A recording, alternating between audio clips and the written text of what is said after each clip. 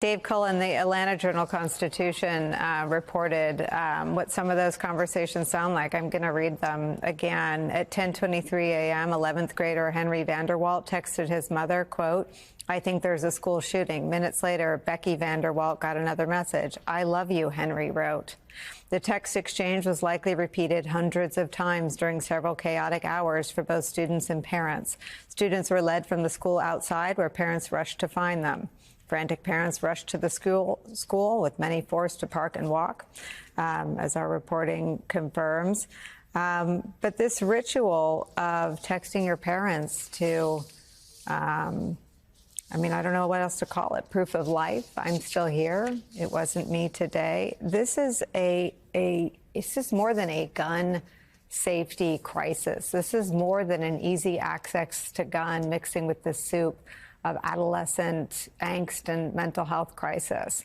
This is an epidemic of trauma and terror that we send our kids to school with. This is part of the conversation about phones and screens and communication. And this is life in America. Yeah, I'm so glad that Frank brought up about the much wider net of people traumatized. The SWAT teams, if they were involved, but all the first responders. With Columbine, I remember Patrick Ireland was the boy in the window who went out, and they caught him on the back of an armored car, and they were really distraught the next day. Everyone involved, there was a whole huge team, because they needed to know whether it was okay, and because he'd been shot in the brain. Through a speech center, he could still speak a little in the ambulance, but he couldn't. His name was Patrick, and he kept saying, Rick. So they thought it was Rick, and so he was logged in as Rick. And but the SWAT team people knew he was Patrick, and they couldn't find any Patrick. And it really, all these people are human beings, and every level, the neighbors, even their whole schools are really, really traumatized by this.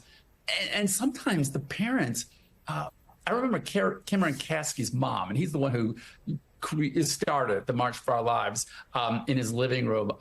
His mom was on a cruise in the Caribbean, and so she couldn't get there, and she didn't know how to get there, and she didn't even know when they could get to a port. It's not that uncommon. People go through terrible things. But one more thing, I hope and pray they have gotten this right. If the families haven't all been notified yet, the way they gather people and notify them, especially when there's a very large number. I couldn't believe at Parkland, 19 years after Columbine, it was still 1 a.m, and all these people were at the center gathered, and they always do the math. As all these parents come, and more parents leave, and they have some idea of how many shot. The math is less and less in their favor. And at that one, it was like midnight or 1 a.m. They finally started telling them, and they brought each one out into a separate room, and but it lasted over an hour. And Manny, they'll call him Tio Manny. He finally just started yelling at them, like, "I want to know if my son is alive." And they also took him into other rooms at the Marriott to tell them, and people in the waiting room could hear the screams through the walls. And we at least need to get that down. And I pray that of all the things, this shouldn't be happening, right? But for God's sake, get that down. Obviously you have to plan ahead, but that's really humanitarian horror. It's just in the category of too hideous to wrap our brains around, but we must. Vice President Kamala Harris had planned to announce economic policies designed to help small business owners in America. This is what she did instead. So before I begin, I do want to say a few words about this tragic shooting that took place this morning in Winder, Georgia. We're still gathering information about what happened, but we know that there were multiple fatalities and injuries. And, you know, our hearts are with all the students, the teachers, and their families, of course. And we are grateful to the first responders and the law enforcement that were on the scene. But this is just a senseless tragedy on top of so many senseless tragedies. And it's just outrageous that every day in our country, in the United States of America, that parents have to send their children to school worried about whether or not their child will come home alive. It's senseless. It is. We've got to stop it. And we have to end this epidemic of gun violence in our country once and for all.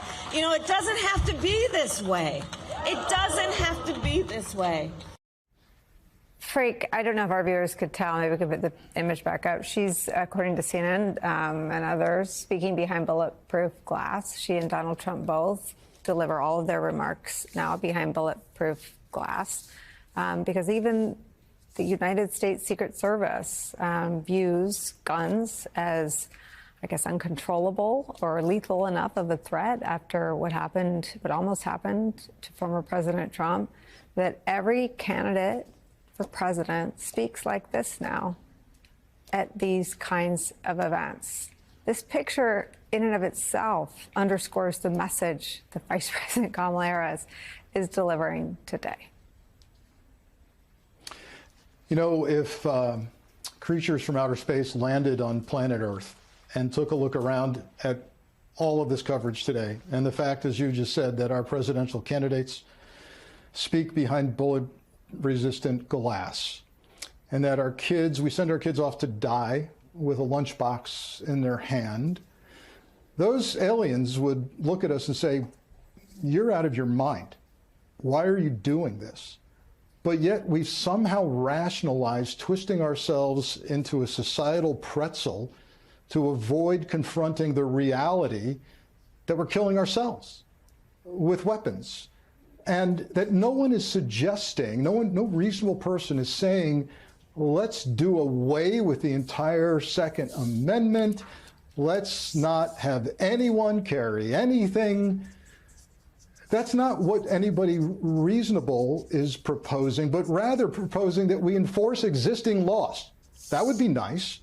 And if you want to see how seriously we actually take this horrible issue, take a look at what we spend on resources and budget for the agency responsible for simply enforcing existing gun law, the ATF. How many tens of thousands of personnel do you think they have? No, they don't. They don't have tens of thousands. They have about 3,000 agents for the whole world to cover the influx of guns into our society, chase down stolen weapons, look at the county fairgrounds for the gun show every weekend where illegal things might be happening. We don't take this seriously. And every time someone on the Hill suggests it's time to increase the budget and resources at the ATF, of course it gets voted down, because God forbid we should enforce existing law. There are things that are really, really hard and really, really complicated. This isn't one of them. This isn't AI. We've never seen it before, and we have a First Amendment. This isn't one of those things where it's a mystery why people die. It's not a mystery. We can do this one. If we decide that we don't want to send our kids to school, hoping that we're not the ones on the other end of these texts. Quote, "I love you," Henry wrote.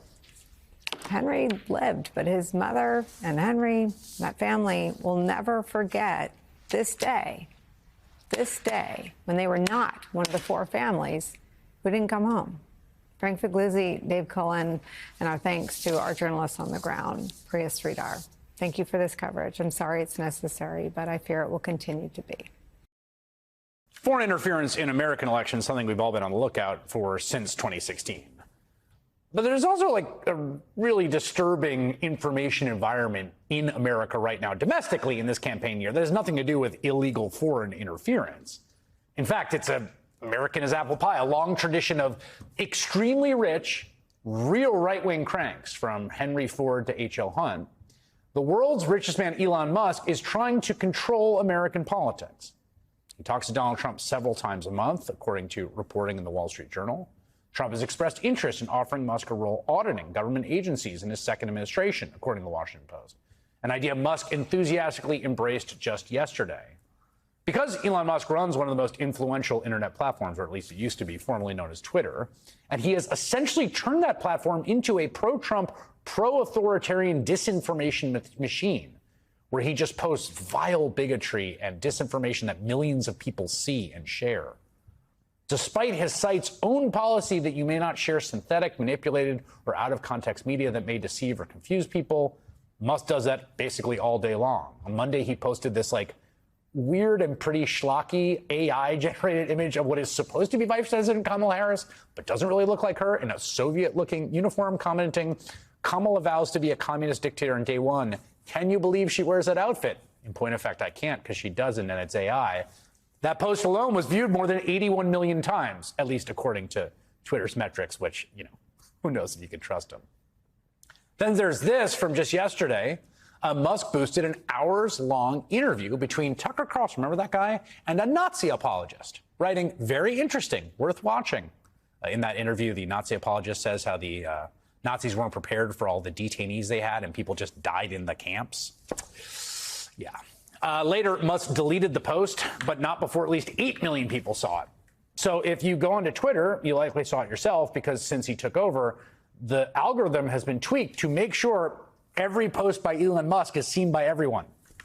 Tech newsletter Platformer received documents last year showing that Musk ordered his engineers to build a system promoting his posts to everyone on the platform, regardless of whether or not they follow him, which is, let's be honest, probably the real reason he bought the thing in the first place. Brian Mack is technology reporter for the New York Times, who covered the right-wing pairing in an article on how Elon Musk chose Trump. He's co-author of the forthcoming book, Character Limit, How Elon Musk Destroyed Twitter, out September 17th, a book I'm very excited to see, and he joins me now. Ryan, I think that Musk's presence on the platform is one of those things where it's a little like Donald Trump's social media presence, where if you're not exposed to it all the time, you can't really appreciate how extreme it is, how constant it is, how many just blatantly untrue things are spewed. It almost rivals Trump in its presence. It's also like a fire hose. I mean, he tweets sometimes more than 75 times a day. It's really hard to keep track of everything that he's doing at any given time. And it really creates this kind of flood the zone effect where, again, if you're not really paying attention to everything he's saying, it's easy to dismiss what's going on. But, this weekend and, yesterday, there are some pretty, insane tweets. A tweet over this weekend saying, he thinks that women shouldn't vote, essentially. Yesterday's tweet, endorsing the Nazi apologists. These are, kind of out of bounds kind of things that he's kind of mainstreaming now with his 170 million followers. It also seems like in two ways the entire platform seems more and more engineered towards that kind of sort of trollish right-wing politics, both as embodied by him, who gets promoted to everyone, and also other people on the platform and the people he interacts with. There's a lot of someone posting something clearly untrue, or some gross conspiracy theory or innuendo that, Nancy Pelosi's husband was not actually attacked by someone randomly, but was engaged in some extramarital affair that went bad, and then interacting with that such that it boosts the signal. And this is also something happening just all the time, it seems.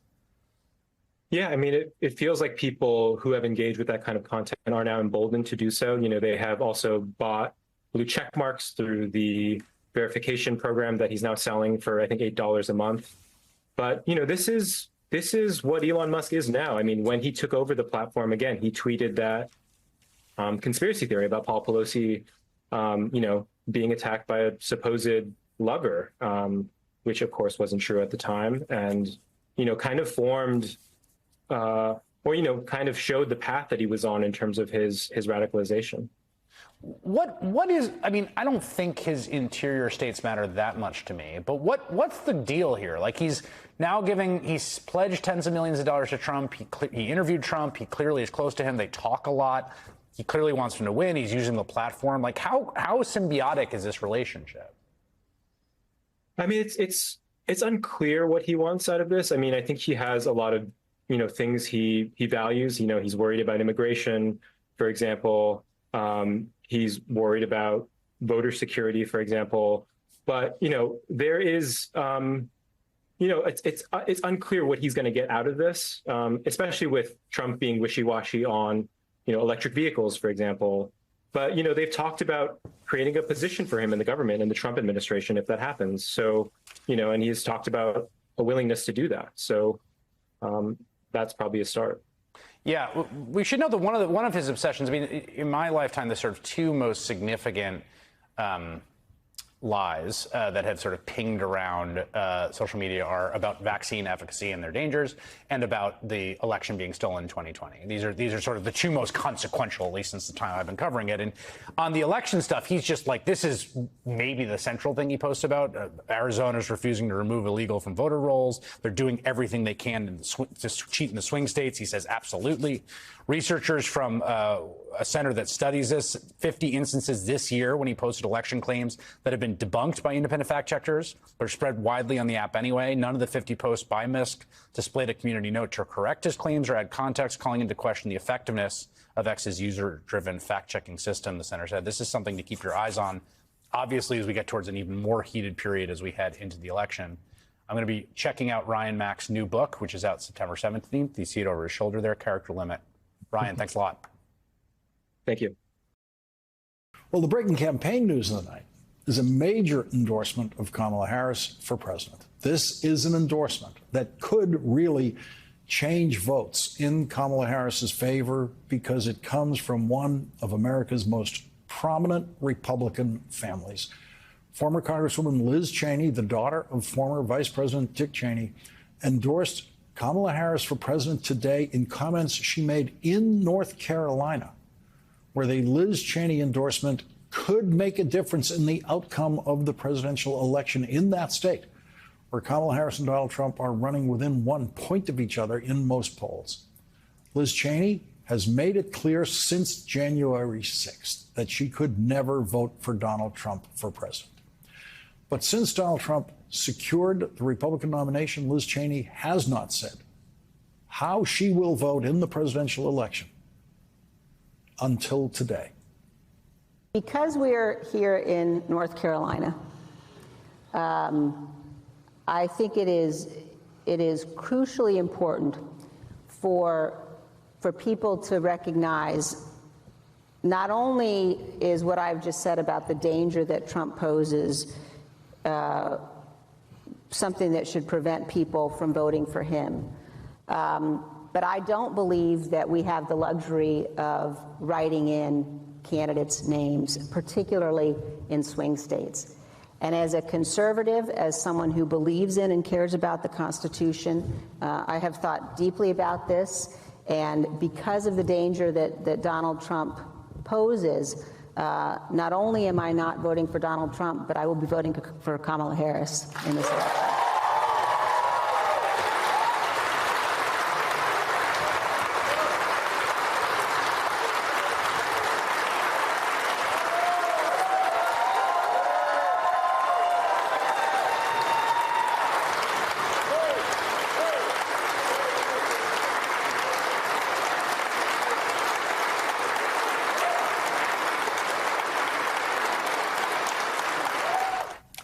Liz Cheney served as the vice chair of the January 6th Congressional Committee investigating Donald Trump's attempt to overthrow the 2020 presidential election leading up to and on January 6th. President Trump sat in the dining room off the Oval Office watching the violent riot at the Capitol on television. For hours, he would not issue a public statement instructing his supporters to disperse and leave the Capitol, despite urgent pleas from his White House staff and dozens of others to do so. This was an utter moral failure and a clear dereliction of duty.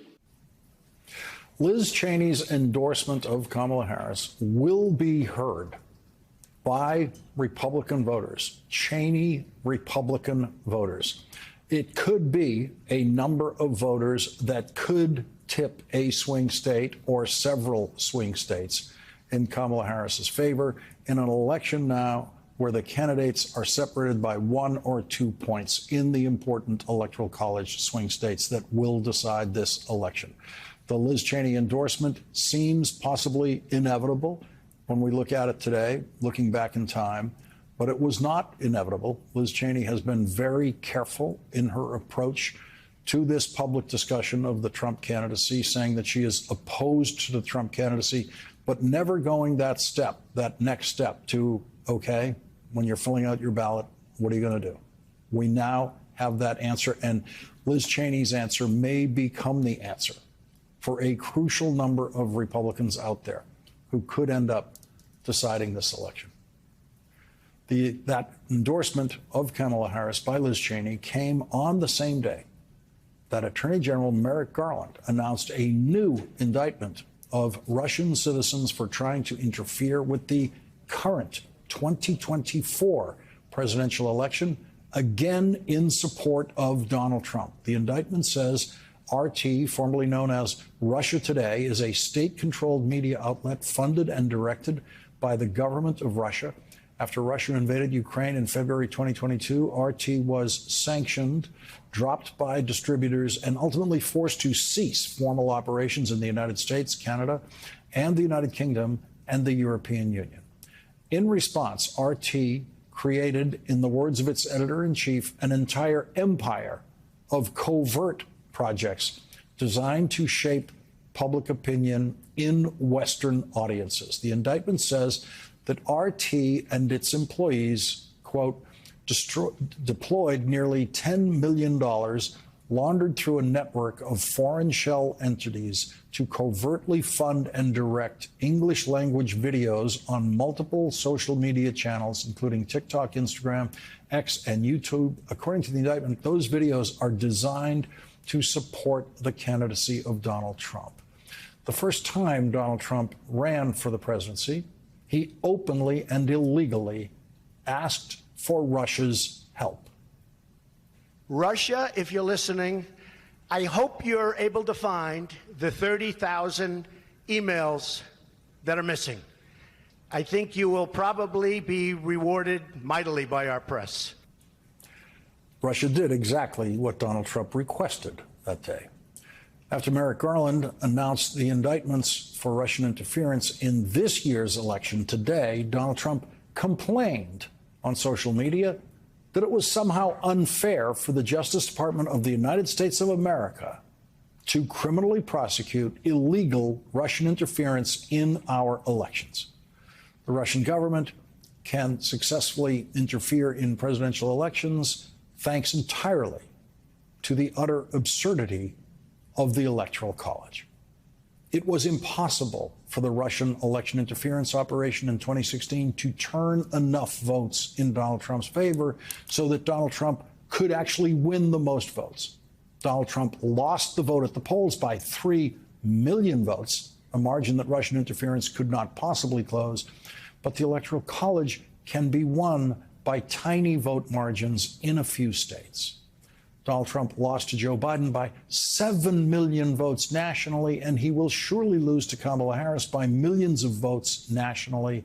And that is why Russian interference is targeted at the key Electoral College states that decide the election. There is nothing the founders feared more than foreign interference in American elections. They would be horrified to know that nothing has made foreign interference in our presidential elections more effective than the Electoral College, a true curse on American democracy.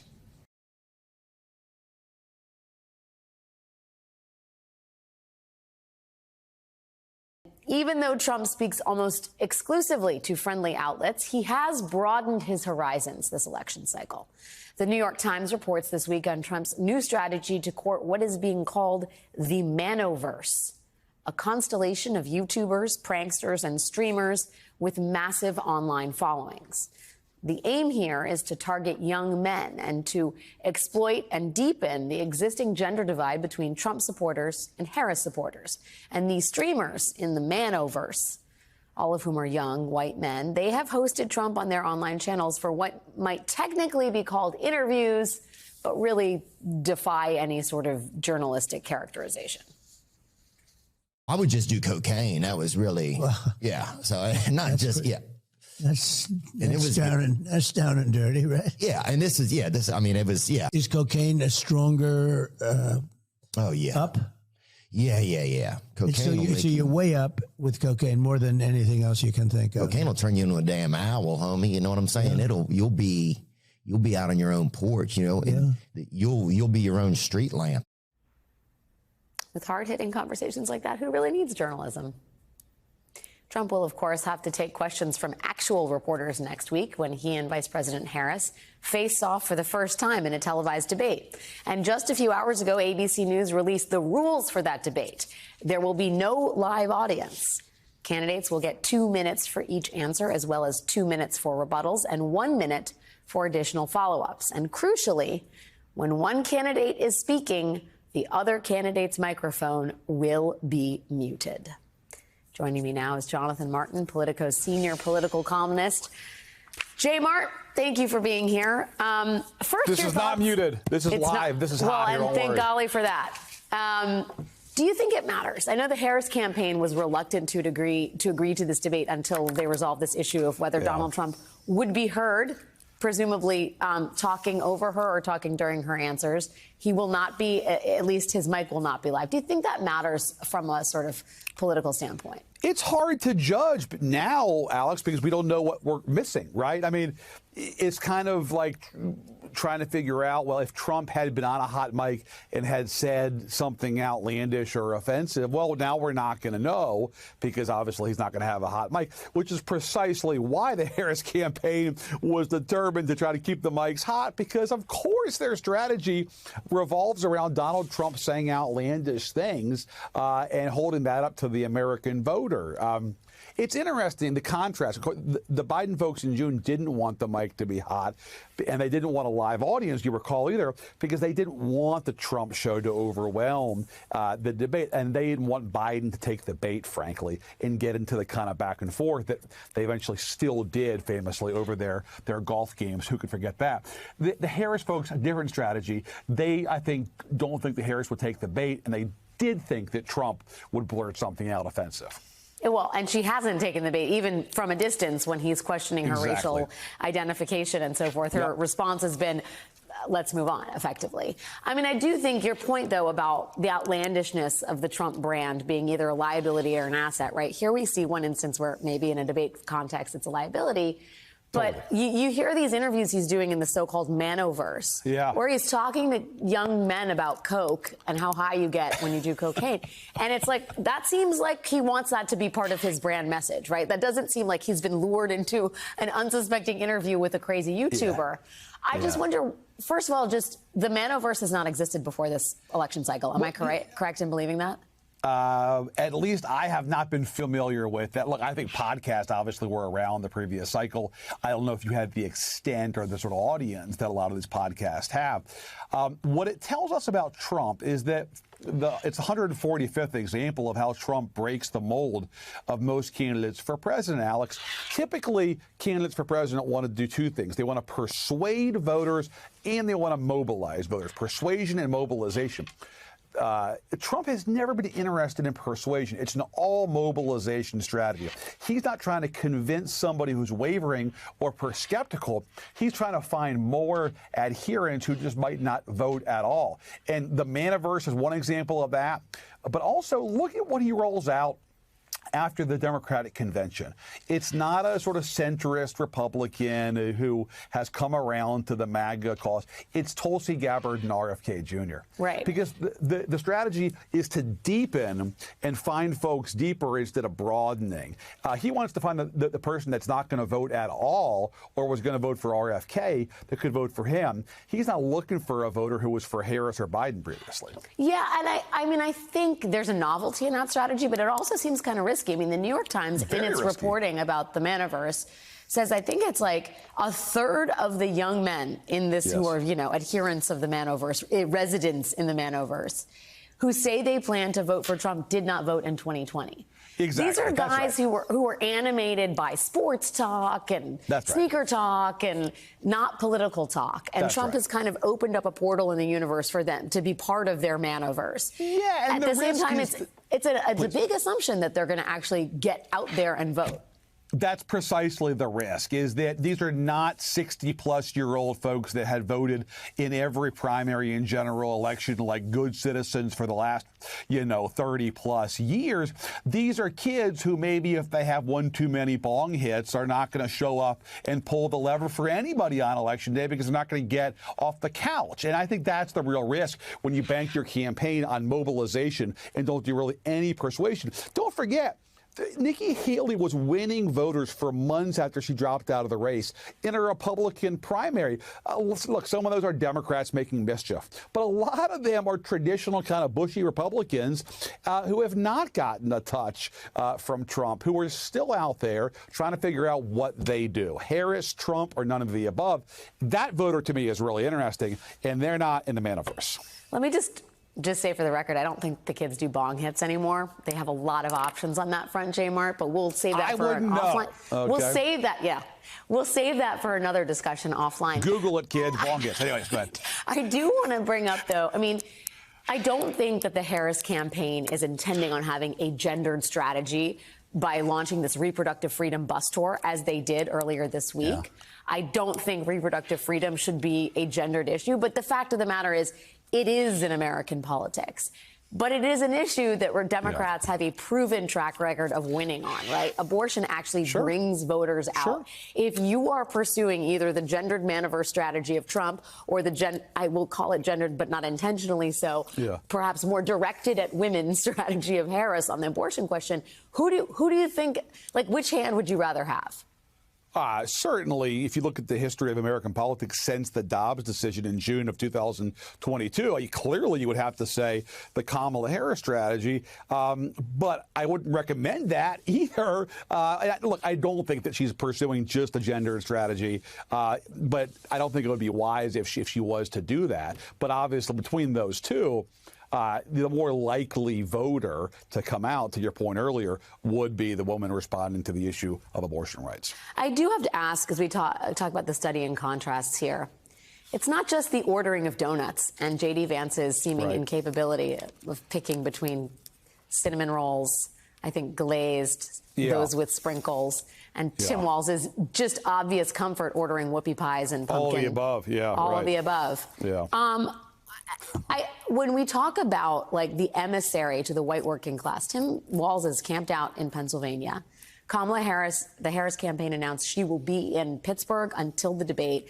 They are really trying to plant a flag there. And I just wonder whether you think Democrats in this new ticket have a kind of a better shot at that group of voters that are a huge part of. Oh, I still think it's going to be really difficult. Tell me more. I think it transcends the nominees of the party. I think that there are broader trends on education polarization in this country that are moving working class voters to the GOP across racial lines. And it's frankly the biggest challenge that Kamala Harris faces. Traditionally, Democrats are the party of the working class, and that is sort of diminished in recent cycles. And I think the biggest challenge she faces, Nevada, Arizona, North Carolina, Georgia, Pennsylvania, you name it, working class voters, especially working class men, white, black, Hispanic, can she mitigate her losses among that group? That's going to be, I think, a huge driver as to whether or not she can get 270, Alex. And that's why she's in New Hampshire talking about a new economic agenda. J-Mart, the man who knows politics so well, even if he does not know that much about THC delivery systems. It's a pleasure. Not in the 21st century, at least. Good clarification. Thank you for your time tonight, my friend. Thanks, Alex.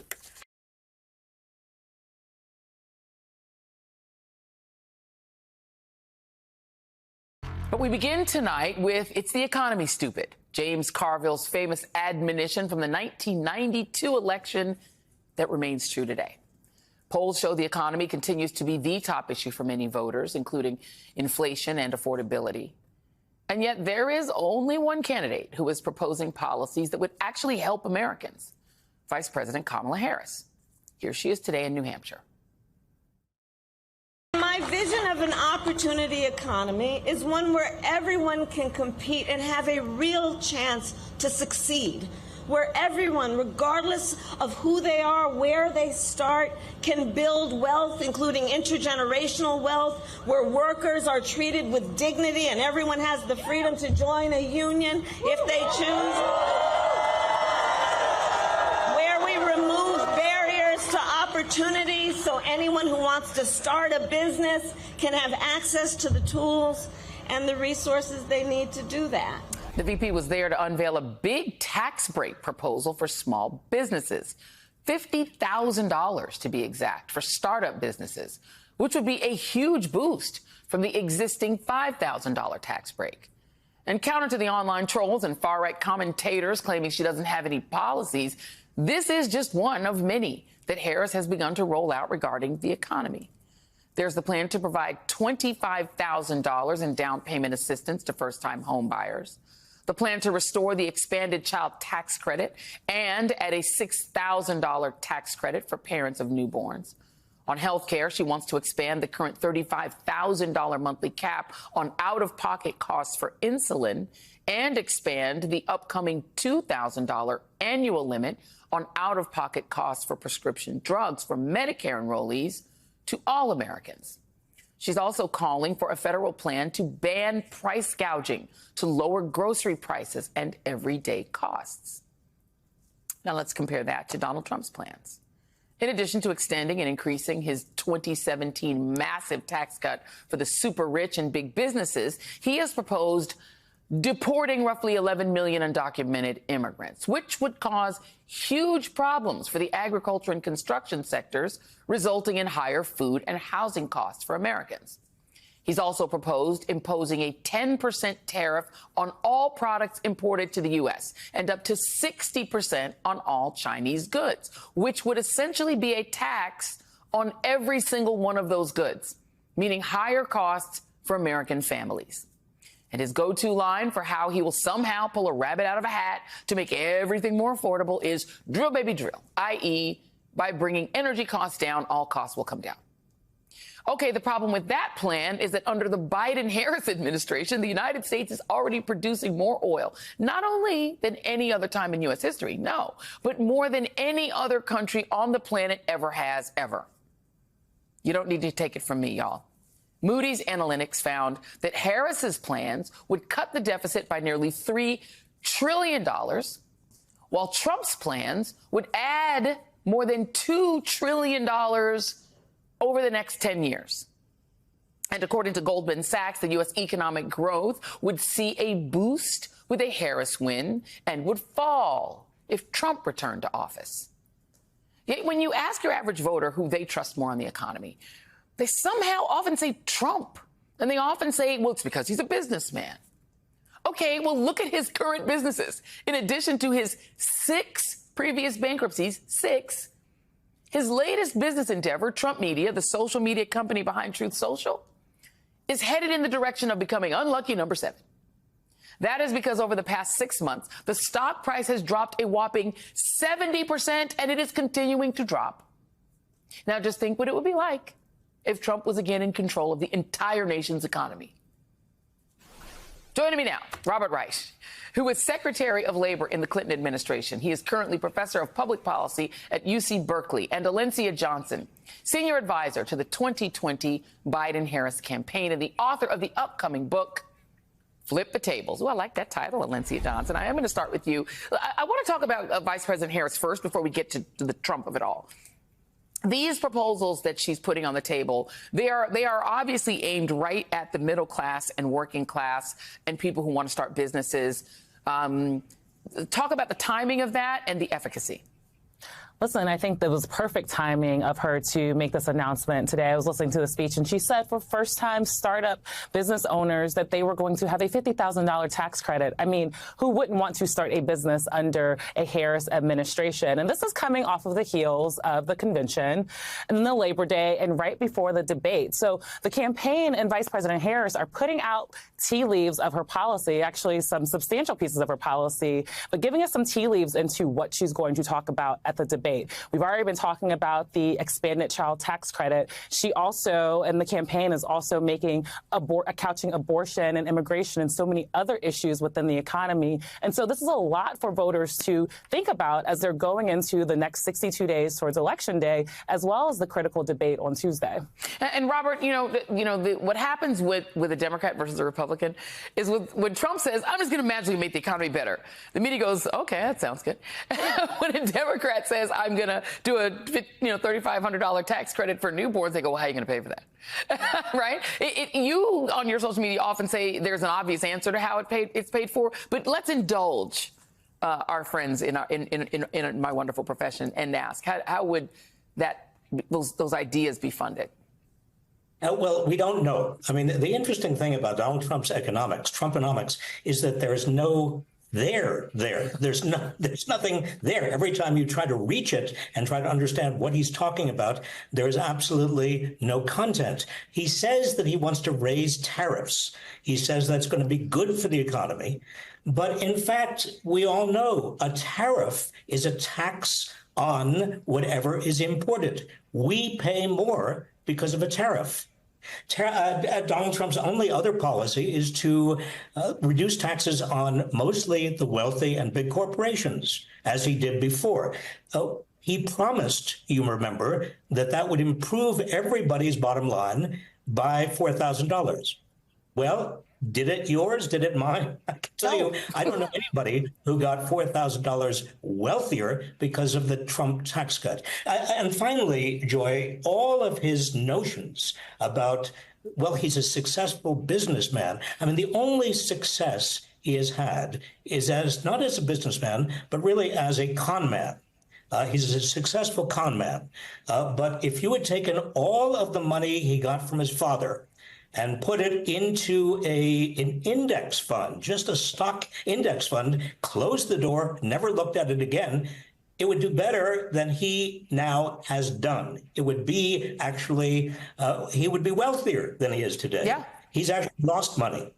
He'd be a billionaire. He'd be an actual billionaire. He inherited $317 million from his father and promptly lost $900 million in the business that is in one of the easiest businesses, because he lost money on casinos in Atlantic City. He's supposed to be a builder. He lost money on that. He went deep in the hole, still got loans, came back, and now he's running this social media company that's actually failing. But I have to just go back to you just for a second, Robert, because there is an answer. We know that a lot of what this election is about that gargantuan 2017 tax cut that is going to expire at the end of next year. That is why all the billionaires are lining up behind Donald Trump, even though they know a tariff is a tax. Like, they're not stupid. They understand he's going to make everything more expensive, but they want that tax cut real bad.